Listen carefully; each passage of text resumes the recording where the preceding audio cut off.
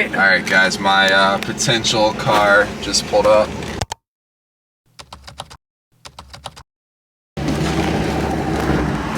There's an Adam Polish sticker on there. Kind of cool. Franco. Nice to meet you. Franco. Yes. Okay, perfect. Yeah. Does it hold air? Oh yeah. On it? Okay. It's the tire tread looking like. Continentals on it.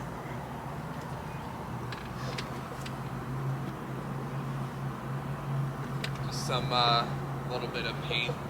Yeah, like scratches and things like that. Yeah, and then it also, as you can tell, it's on T-top. Yeah. So. Glass looks good.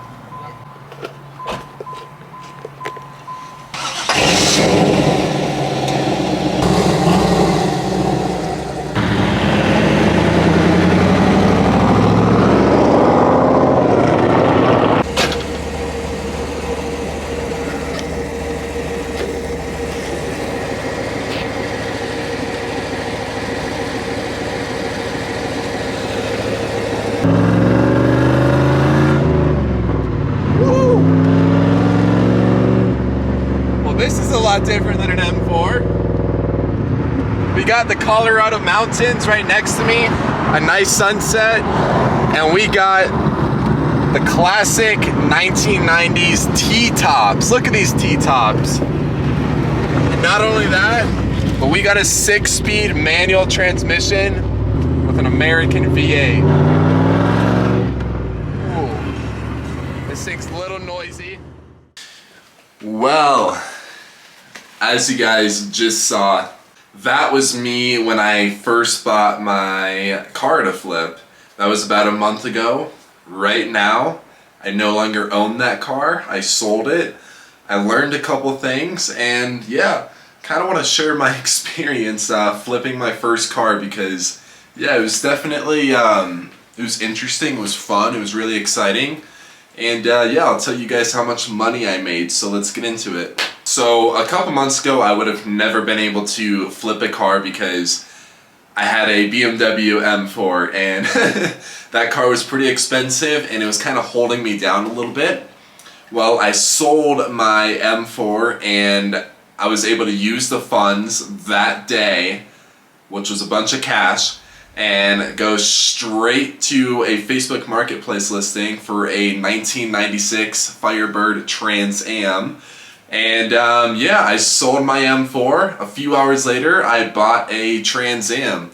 Now, it was a battle. It was a battle negotiating the price on it because they were pretty firm, but I was able to pick up that Trans Am with about 65,000 miles for $9,000, which in my opinion, I felt like was a decent price. It's definitely gonna make it somewhat possible to flip it for a little bit more. He was asking around 10 to 12 grand, so I got it done at 9 grand. We bought it that same day after selling my M4, and yeah, I'm getting a phone call right now. Okay, I'm back. Sorry, had to take that phone call. Oh, what the heck? I just realized you guys can probably see that mirror. It's probably weird. I don't even know where to sit. But, yes, so as I was saying, guys, we bought the Trans Am, and it was kind of a roller coaster of events afterwards. So, the goal was, actually, I didn't really know what I was doing because I bought the car, and realistically, I should have, that same day, took it to a car wash, detailed it, make it look nice and pretty, taken some pictures and put it up for sale because it was running great. It was a really good looking car. That thing was amazing. But I decided that I wanted to drive it and enjoy it.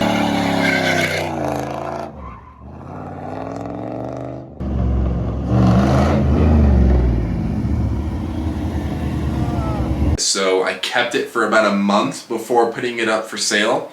And yeah, so I put it up for sale. I was asking 13 grand for it, so that's a pretty big profit margin.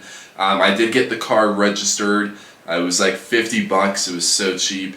But yeah, I put the car up for sale and listed it for 13 grand. Got tons and tons of offers. Anyways, decided to meet up with one of the buyers.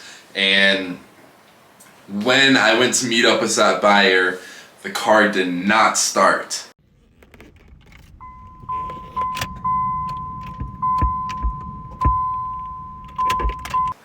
And it was like, no, what the heck? The whole month I've owned this car, it's been running, it's been driving, I put like 300 miles on it, like the thing was running like a champ. So the day I go to sell it, it decides to break down. The buyer, he still came to look at it. He really liked the car. The guy wanted to buy it. He had cash in hand, but unfortunately he said he wasn't going to buy it with it not running, which is understandable. So I told him that I'll go ahead and get a tow truck and tow this thing to a shop and figure out what's going on with it. So that's what I did. So I ended up paying $125 to get the car towed about 20 minutes up north from where the car was. And I took it to a mechanic shop and I was like, listen, I tried everything. I tried seeing if it was vapor lock. I opened up the gas tank, pumped the gas pedal, cranked it, nothing. It wasn't even cranking. The starter, the ignition coil, that thing just needed to be, had some work done to it. So I don't have a garage right now or a lot of tools. I had to sell a lot of my stuff when I moved out of my apartment. So I wasn't really able to diagnose anything myself. So I had to, unfortunately, pay for it to get fixed. And the total amount that I paid was about $1,600. And we are back. My camera died, so I just had to put a new battery in it.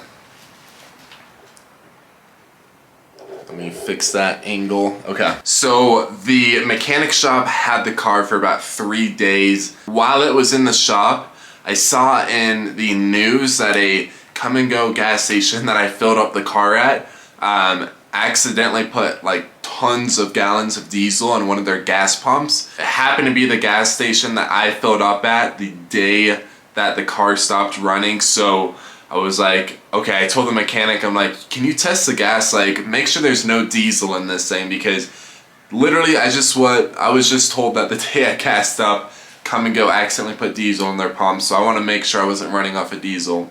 They ended up testing my fuel, no diesel. What happened was the fuel pump went out, needed a fuel filter replacement. The whole fuel system needed to be cleaned out. A ton of things. The ignition coil, the starter, just blah, blah, blah, blah. It's like, wow, of course, all of that goes out right before I sell it. So yeah, it was about $1,600. They had to drop the rear axle and unbolt the gas tank to get to the fuel pump because it's not in a good spot. It's not just under the rear seat where you can flip up the seat and pop up the pump.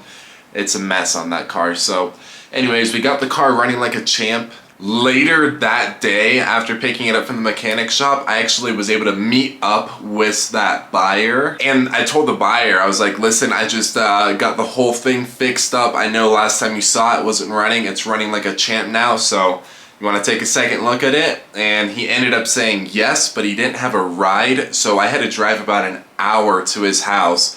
Car is driving great. I'm loving it. Right before I get there, the check engine light comes on. I'm like, no, this can't be happening. So I'm like, hey man, the car drove fine. AC was blowing cold. Unfortunately, the check engine light just came on. I don't know what happened. Here's the paperwork with all the maintenance that just got done to it. He's like, let me take it for his test drive and everything. During the test drive, he's like, I'm sorry, man, I can't buy a car with a check engine light. I appreciate you driving all the way up here, but I don't know, man. I don't know if I can do this. So I was like, hold on, pull over. Let's pop open the hood. It can't be anything crazy. It's got to be something stupid that's pulling in our leg right now. So I noticed there's a little sensor unplugged. It was plugged into the air intake. So one of the airflow sensors was unplugged. So I plugged it back in. Check engine light went away. He said, I'll give you 12 grand for it. We shook hands and I sold the car that day for 12 grand. So let's break down how much money I made and how much money I lost.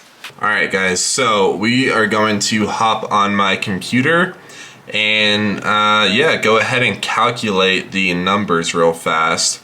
So, alright, let's open up this calculator and yeah, let's see. And there is my pretty M4 that I sold that made all of this possible. Alright, so we sold the car for $12,000. That's what we got going on right there. Pretty good number. And then we're gonna take out $50 for registration after I bought the car. Spent $11,950, and then we're gonna subtract $1,600 for the mechanical work. Leaves us at about $10,350, pretty big chunk of cash. And that's about all I really spent on the car. So then we're gonna minus the $9,000 that I paid for it. And looks like profit-wise, I made about $1,350. That's not too bad. I definitely wanted to make closer to $3 to $4 grand profit, but you know, you live and you learn. I shouldn't have driven the car for that long when it was running just fine when I first bought it. But hey, I still made an extra, you know, almost $1,500 off of it. So, I mean, that's still pretty successful to me. And as I was saying that, I realized I forgot to take $125 out because I did have to pay for that tow truck. So there we go. About $1,200 is how much I made. So that's not too shabby. I mean, that's extra cash. I definitely wouldn't really say it's worth it for that much profit. My goal is to make at least $2,000 to $3,000 profit from here on out. All right, so to wrap this up, guys, that was my first time flipping a car.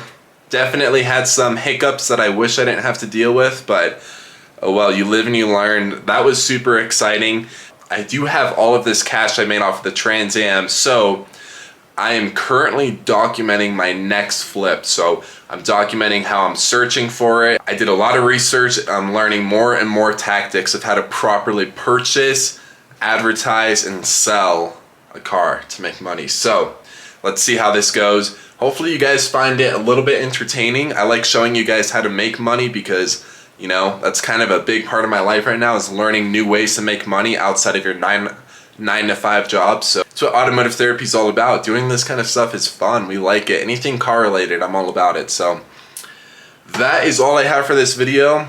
Like I said, stay tuned for the next flip. I'm gonna do it a little bit I'm gonna document it so it's not just me sitting at my desk. I'm gonna show you guys more of what the whole process looks like. So yeah, should be fun. I appreciate you guys making it to this point of the video. And yeah, why don't you go ahead and subscribe and like the video as well. So peace out.